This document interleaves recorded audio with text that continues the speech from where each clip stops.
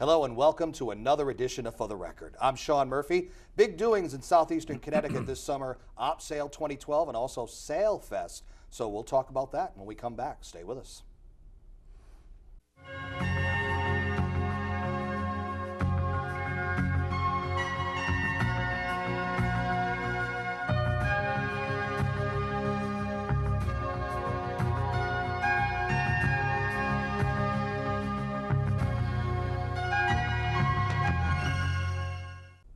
Welcome back to For the Record. I'm Sean Murphy. As I mentioned, big doings in southeastern Connecticut, as it is every year. This year especially, because not only is Sailfest coming back like it always does, but OpSail 2012 will be here, and we've got the chairman of OpSail 2012 with us, John Johnson. That is his real name, and first time on the show, so welcome to the show. Well, thank you very much, Sean. We thoroughly appreciate you having us on board. So for those who may not know, who are maybe thinking about traveling to the area to participate and observe all that OpSail 2012 is, what is OpSail? OpSail this year is celebrating the War of 1812. The Navy victory in that war was significant, and we're celebrating that along with the writing of the Star-Spangled Banner, which happened in 1814. But the War of 1812 started obviously in 1812, and started right off the shores of New London, Connecticut. It's almost a reenactment, if you will, except for the war part of it, right? So OpSail, there was another OpSail in 2000, correct? Correct. That's so right. How is this different from that? Well, I think I can make some pretty interesting observations, because I chaired that also in 2000, and money was no object in 2000. Wow. Governor Rowland was so generous to the city of New London and to the region, and funded us to the extent of $6.2 million. And so I think Barbara and I could well say that you could put the best show on in the world with $6 million to play with. Wow. At the end of the day, we were raised about $1.5 million, and were able to return to the governor about 1.4 at the end of the event. So fast forward to 2012, I think it's fair to say we all know we're in difficult economic times, and it's worldwide. It's not just New London. It's not just Connecticut. It's not just the United States, and we have a significantly lower number of Class A ships. Class A being the ships that represent the nations around the world. And this has been the case for all the ports. So we're one of 6 ports that were designated by the OpSail organization to be, and we're the wrap-up port. We're the last port of call for all the ships. The ships are coming from Boston to participate in our event, and then from there the ships head to Halifax or head back down south or wherever they're going. So you couldn't call Governor Malloy and say another $6 million would be great this year. I would have been incredibly embarrassed to do such. Right. May have been hung up on too. You know? Yeah, no, well, I don't know about that. Yeah. But I made a proposition to the governor that if he could advance or give us $500,000, I would raise $1 million, and that was the formula we worked on, and we ended up by we're about $750,000 raised now, and that includes the governor's contribution. You think you'll be at your goal by the time the event kicks off? Yeah, okay. yeah. I'm convinced of it. We've got a lot of revenue sources still out there that haven't been tapped. People still are calling for sponsorships. We announced additional sponsors in this morning's paper. We're up to about 35 sponsors, which is I'm very proud of. And it's always changing, always adding. Always adding, yeah. Unfortunately, not subtracting, but it's been very gratifying to have the governor support us to this extent. What does fundraising consist of for you, and when does it start actually, especially when you knew that this grand task was going to happen? Well, we tried to fundraise before the governor was able to commit. The governor had labor problems, union problems, financial problems within the state, and he couldn't focus on our request back in May of last year. And it's a great story to tell. I had Senator Stillman was our proponent in the governor's office, and when she took our proposal into the governor, Andrea's commented to me, "Well, They didn't throw us out, John. That was the good news. That was the good news. That was the good news. So when the governor gave his commitment to us, that made our fundraising capabilities and abilities much greater. So that we have been rocking and rolling since we got that commitment. You know, what I like is the fact that you could go from 6 million or so down to this number and still be very enthusiastic about it and still want to do it and almost accept it as a challenge and say, you know what, we're going to do this, we're going to put it on. It's not going to be like 2000, it's going to be its own unique special event, and even with a fraction of the dollar amount from 2000, it's going to happen. Sean, this is an event that is volunteer driven, almost 100%.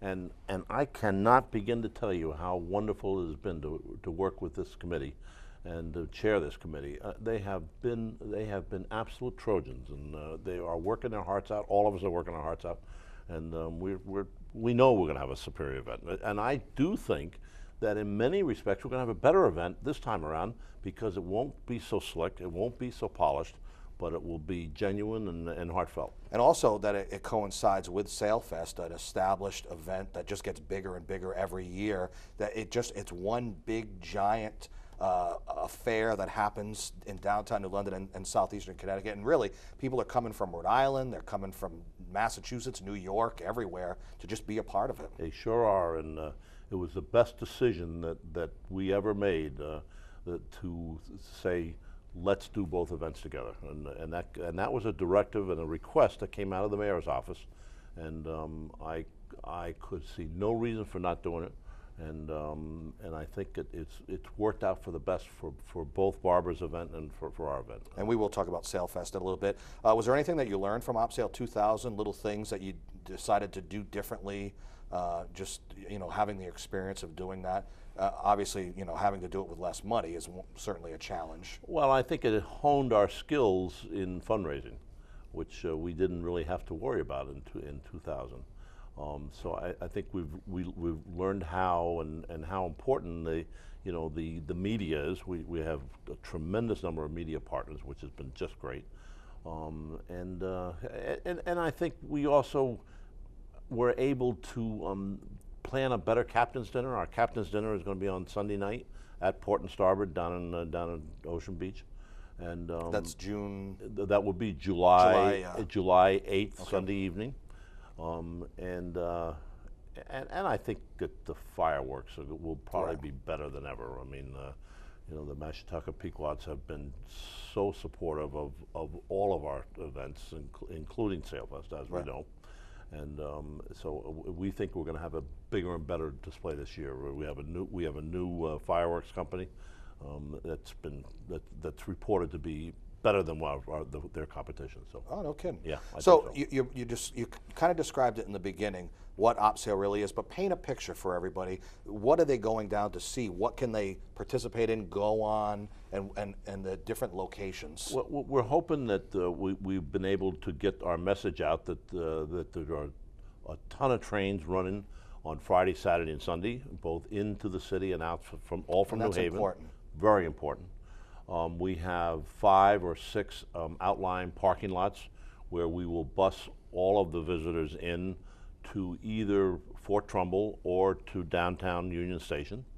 And then we will have an interior shuttle system that will bring people around all to each venue. We have 3 venues where the ships are going to be located. The Navy and the Coast Guard vessels will be up at State Pier. Some of the B's and C's will be in Waterfront Park and City Pier and the new City Marina, which is brand new. Mm-hmm. And the balance of the ships will be, including the 2 Class A's, will be down at Fort Trumbull. So for Fort Trumbull, this is going to be a unique experience where the OpSail organization and event will basically take place. They've never hosted an event of this size for 2 days, over 2 days. And we're going to have encampments, we're going to have reenactments, we have a cultural and historical village that people will absolutely adore getting the historical side of the event. In addition to ship visitation, and we have 2 stages down there, which we'll have performing artists on it from 10 o'clock in the morning until 11 o'clock at night. And we'll shut the festival down at 5 o'clock on Sunday evening, Okay. Sunday afternoon, and everybody then will move to, hopefully, we'll move to Port and Starboard and celebrate and have a celebration dinner. I noticed on your dates, do you do an extra day that Sailfest does? We do. We have a getaway day on Monday, and we put that day in there for a couple of reasons. We thought that it would be a great opportunity for ships to fuel and to provision. And in fact, that's exactly what's turned out. Several ships want to take on fuel and provisions. We'll have a kind of a departing parade of sail, led by the LSD, the Whitby Isle, which is the Navy ship. She's 610 feet long. She'll go out first, probably starting at 10 o'clock in the morning, and then all the rest of the ships will fall into procession going out. So. You know, and you can tell that you're experienced at this because you said some of the very important things that people want to know. No matter how great the event is, you have to be able to easily get into it, get out of it, be able to park, and be able to, you know, walk to relatively short distance. And these things, these logistics are so important. Boy, I'll tell you, that's so true, Sean. And nobody solves the problem of crowds and congestion 100%. But we think we have a real heads up in being able to connect all three sites together, so that people don't have to walk, people don't have to stay in one venue all the time, or fear that they got to get into traffic. If everybody will park their cars in the designated parking lots, and come in on our shuttle buses, it will save a lot of traffic problems, both in the exiting on Saturday night and the exiting on Sunday. So. Give the website for OpSail 2012. The website is www.opsail2012ct.org. And the dates for the event? The dates of the event are July 6th, that's a Friday, opening in East Lyme in Niantic Bay, and extending through Monday, July 9th. John Johnson, Chairman, OpSail 2012. It's going to be an exciting event. Thanks for being on the show today to talk about it. Thank you, Sean. Appreciate it very much. We'll take a short break and come back with Barbara Neff, who will talk about Sailfest when we come back, so stay with us.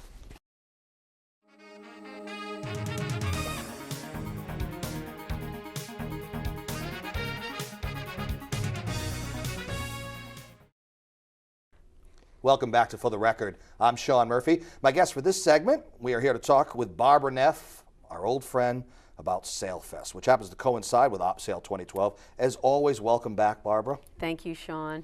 Sailfest, another year, another summer is upon us, and another exciting Sailfest. This even more so because it's combined with OpSail 2012.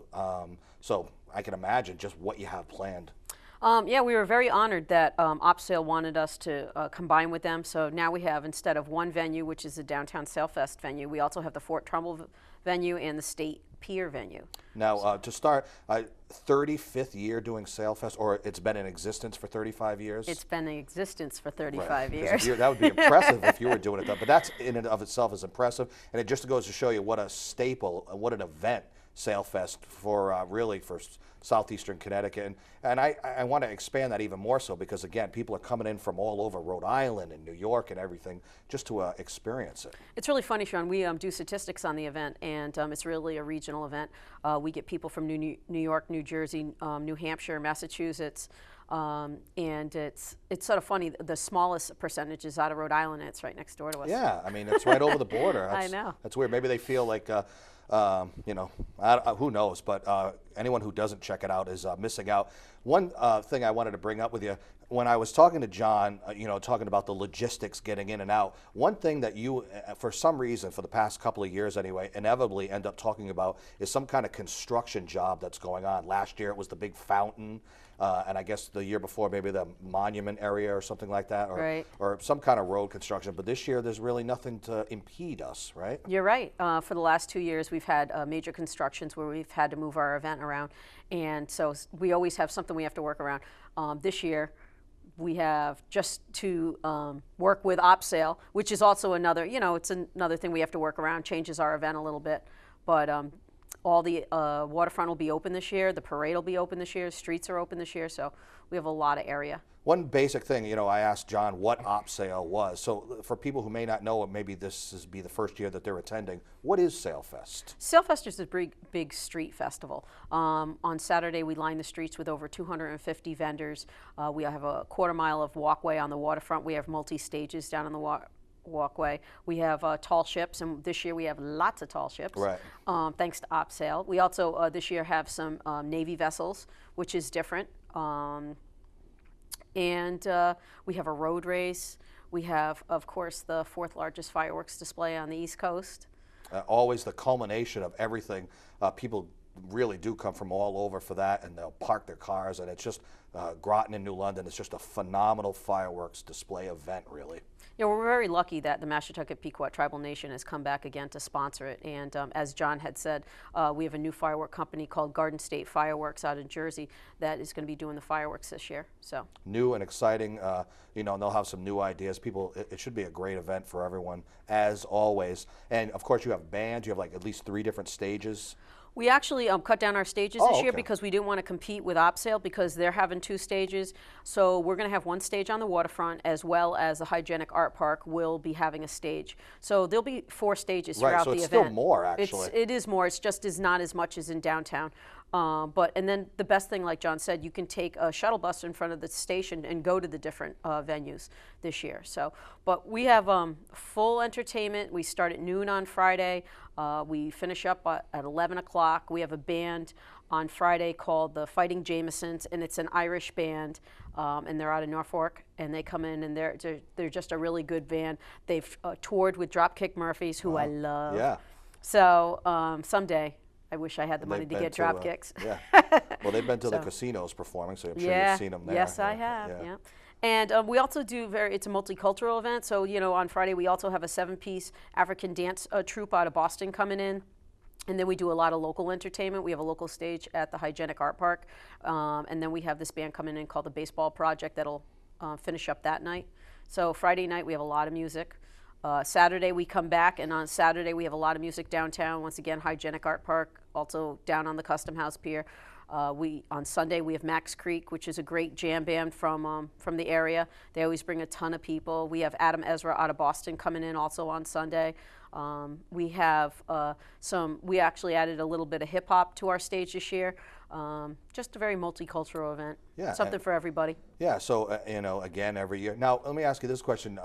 You plan much in advance. You obviously plan to get ready for Sailfest, but did you have to do anything extra special or start earlier because you also had to coordinate with OpSail this year? Well, what happened was we weren't going to do Sailfest this year. Oh. So we started planning late. Typically we start in November, and we didn't start till mid-February. Wow. So, and I'm very lucky. I went to my committee, who's primarily volunteers, and said to them, you know, this is what the city wants us to do, and I need everybody. I don't have time to train anybody. And are you willing to come forth and, you know, the summer that you thought you had off and work? And everybody, not one person from that committee said no. And they all jumped on board, and they work in the office all the time, volunteering. They'll be there all 3 days for the event, and I just could not do this festival if I didn't have such a great volunteer staff. Yeah, especially when you have to, your time has been cut down on Yeah. everything that you have to do. Yeah, You know? yeah. Now, this year, since it is combined with OpSail, were the local merchants even more eager to participate, whether it be some kind of sponsorship or just be involved in some way, just because the event is that much bigger? Well, what we overall? did is, you know, we always have a meeting for the merchants, and we let them know they can come in 1/3 of the price than any outside merchant, and we let them know they can take the spot in front of their business, and we try to, you know, try to promote that, and we try to, you know, just fill in with outside vendors once our locals take spots. So. And how much of it is a challenge? I seem to ask this every year only because of the times that we're in, economy-wise. I would imagine that's always a challenge, right? It definitely is. You work harder and try to work smarter because, you know, the money isn't there, and we are very, very lucky that, you know, we work with the artists, and we tell them, you know, some people don't know, but the Sailfest is run by the Downtown New London Association, and all the money that we make from Sailfest, we donate back to the community. So we donate back to the Covenant Shelter, which is a woman and family shelter. We donate to youth sports. We donate to the Soup Kitchen, And actually, when I told one of the entertainers out of New York that I didn't have the funds to pay them to come to the event and they wanted to perform at the event, they said that they would make what we would pay them a donation to any charity of our choice. Wow, that's So great. people are really, really nice, and they really come forward for the event. Yeah, I've found, even in these times, people still are able or willing to dig deep into their pocket and, and give what they can, really. Yeah, and this- that's all we ask. I mean, there's, if we could get $1 from 300,000 people, That'd be this great. event would be easy. Yeah, that'd be great. Were you kind of taken back a little bit when all of a sudden you got a call after you thought that Sailfest wasn't going to happen this year, and all of a sudden, yeah, we do want it after all? Well, I'm on the board of OpSail, and so I've been working with John, and it is a tough economy, and we were just very honored that they asked us to come with our little festival to work with OpSail, and so we were just very, very honored by that. You know what? Little festival just isn't doing it justice, because it's so much of what you said. Merchants are involved with their storefronts. There's bands playing on stages. There's food. There's beverage. And it's just an atmosphere, and people are waiting for the fireworks to happen, and they're parking themselves everywhere to watch that, and it really is a staple event that people come all over from. And what a lot of people don't know is we work with a lot of organizations in the city. Like this year, it's been the past couple of years, we work with Bike New London. So if you get down to the venue and you decide you want to bike to the different event, there's a bike share program where you can rent a bike for $10. When you bring the bike back, you get the money back. And so we work with Bike New London. It's a little fundraiser for them. We work with the youth organizations like the football and the cheerleaders, and we give them spots for a discounted price, and this is one of their biggest fundraisers. So they sell water and t-shirts and things like that. So you're right, it's not just the merchants, it's the nonprofits. It's, we work with the chamber, and we run a road race. Last year we had 310 runners. This year we're looking at over 400 runners. Wow. Because we have some crews from the boats that want to run in the race, and that's on Sunday morning at 9 a.m. And I'm very lucky, I work with the chamber, and they help coordinate that. So we work with a lot of different nonprofits for this event. It's a big enough event where other people try to capitalize on it. Like you'll see planes flying overhead with banners and things Yeah. of that sort. So Yeah. I mean, it's really you plan for it, and you come down, and you just it's an experience, really. Yeah, it's hard to explain to people, and it's funny because a lot of entertainers will say, we have 300,000 people that come to the event, and they're like, why would 300,000 people come to a little town like New London? And when you come down, you see why. I actually had somebody who wanted to do a music video while they performed on our stage, and I'm like, and they wanted to bring a car down, and I said, you can't put a car in front of our stage. There's too many people, and he's like, no, I don't believe you. And then when we showed him the photos, he's like, where do these people come from? Yeah, it's not just New London; it's all over. It really is a regional event. The website for Sailfest Is www.sailfest.org. I should have mentioned on John's segment, as is yours. You're also in social media, so you're on Facebook and Twitter as well. Sure, yes we are. And right. we have these wonderful young people that take care of all our Facebook and all our Twitter. Yeah. So They're very much plugged into social media. just like you, I'm sure. I'm plugged into it too. But Sailfest, a great website for all the events and all the activities, as well as the OpSail 2012 website. Barbara Neff, Sailfest, thanks so much for being on again. Thank you very much. And that's our show for today. I'm Sean Murphy. This is For the Record. We will see you next time. Take care.